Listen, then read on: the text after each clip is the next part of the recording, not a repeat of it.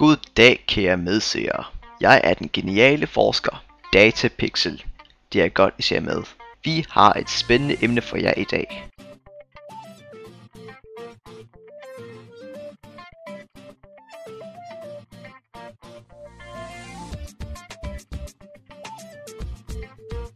I dag vil jeg fortælle jer om computerspil og hvilke ulemper det kan medføre. Computerspil er en underholdningsmedie, hvor børn, unge og ja, selv voksne kan have det sjovt på mange forskellige slags måder. Nogen siger, at computerspil bare er for at have det sjovt, og andre mener, at det er skadeligt.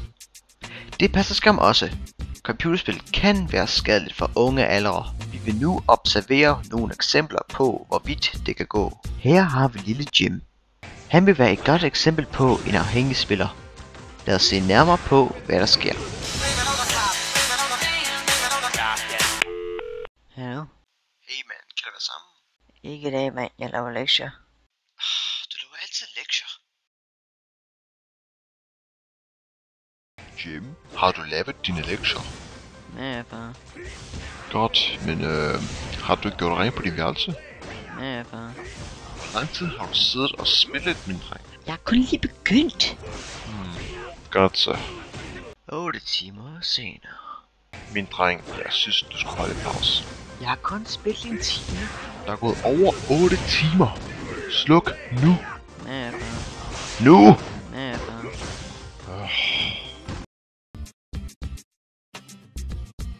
Som I så før, havde Jim et problem med at styre sig selv, da han kun var opmærksom af sit spil.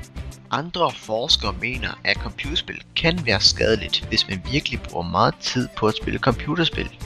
Her er et andet eksempel på ulemper inden for computerspil, som er et meget stort kritisk problem for børn og teenagere.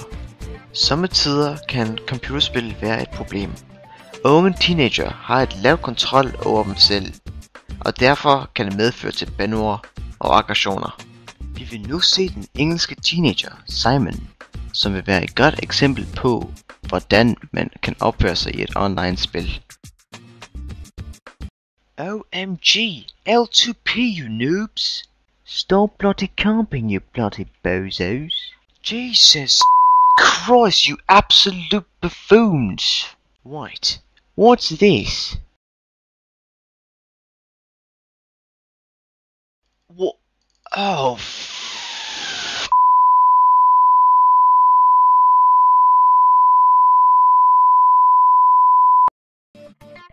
Jamen, sådan kan det altså gå, folkens. Selv for jer. Men det var altså alt, hvad vi havde for jer i dag. Tak fordi I kiggede med. Og husk, når jeg spiller computerspil, så er jeg altså også i den virkelige verden.